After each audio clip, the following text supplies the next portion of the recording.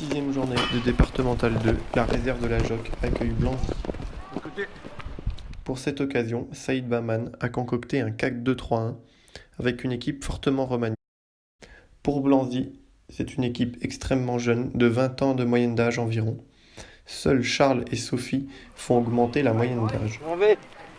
La JOC, 2e au classement, vise le haut du tableau cette année, tandis que Blanzy, tout juste relégué, se reconstruit en s'appuyant sur ses jeunes dans cette poule très relevée. Première occasion pour la JOC et Sidibé fait parler sa vitesse. Sa frappe s'écrase sur le poteau de Giroud.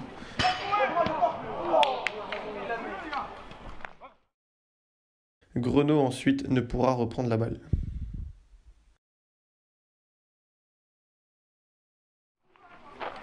Blanzy effectue un pressing haut, mais sur la relance, Simard, le portier creusotin, tente un coup du foulard, qui atterrit directement dans les pieds de Sauron, qui ne se fait pas prier pour marquer. « 1-0 pour Blanzy, qui entame bien ce match.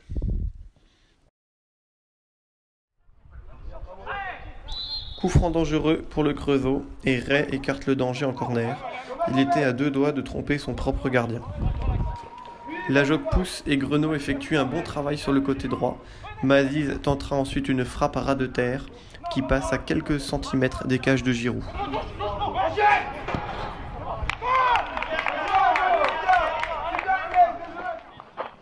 Nouveau danger sur les cages des visiteurs. Rodriguez à la manœuvre. Le tir est repoussé, puis seconde chance qui s'écrase sur le poteau. Aucun creusotin n'a pu reprendre le ballon.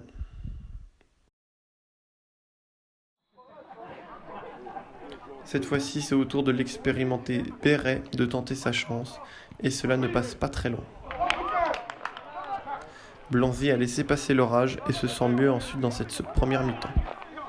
À l'image de cette action où l'arbitre signalera l'attaquant hors jeu, mais selon notre révélateur, il ne l'était pas.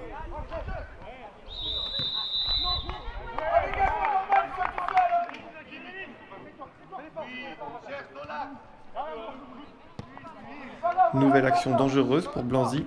De Salut fait un festival au milieu de la défense. Sa frappe ne sera pas cadrée.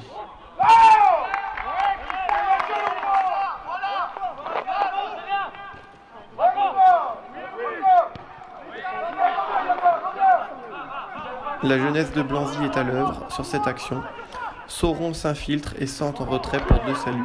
Et cela passe à quelques centimètres des cages de Simon.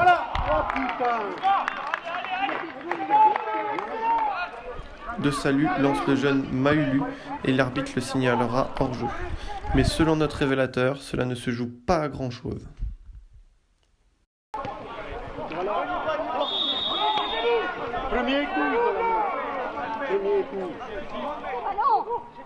De nouveau, une occasion avortée. Le numéro 9 de Blanzy est signalé hors jeu. Or, ici, on constate que Bachala couvre l'attaquant.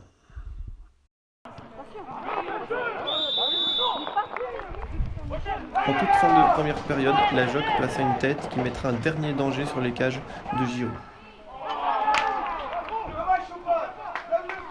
À la pause, Blanzy mène 1-0 dans une mi-temps où la JOC n'est pas en réussite offensive. 1, 2, 3, Blanzy. 1, 2, 3, allez les gars, sérieux là, jusqu'au bout. Au retour des vestiaires, Sidibé en profondeur pour Grenot. Il résiste au retour du défenseur, mais sa lourde frappe s'écrase sur la barre. Allez, lui, Fredo. Il vaut mieux qu'il marque pas. Il vaut mieux qu'il marque pas. 3 montants dans un match, cela commence à faire beaucoup pour les hommes de Saïd Baman. Blanzy a un peu plus de mal dans cette seconde mi-temps, mais ils vont se procurer une belle occasion. De Salut tente sa chance et sa frappe sera repoussée par Simard.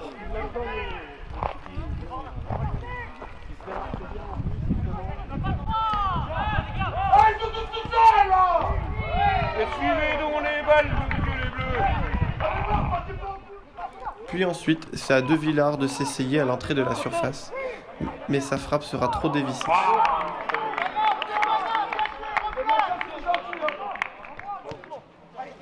La Joc domine mais ne se procure pas d'occasion. Blanzy procède en contre et De La Sellerie déclenche un magnifique tir qui sera claqué en corner par le gardien creusotin. En toute fin de rencontre, la Joc aurait pu égaliser, mais Giroud a effectué une parade capitale pour son équipe. Score final 1-0 pour Blanzy, le réalisme a fui la réserve de la Joc. Au classement, Blanzy se donne une bouffée d'air en remontant à la 8e place, tandis que la Joc est rejointe par Chagny au classement, juste derrière Châtenois 2. Au prochain match, Blanzy accueillera un autre relégué, à savoir Étang-sur-Arroux, tandis qu'il y aura un duel de réserve entre la JSMO et la Joc.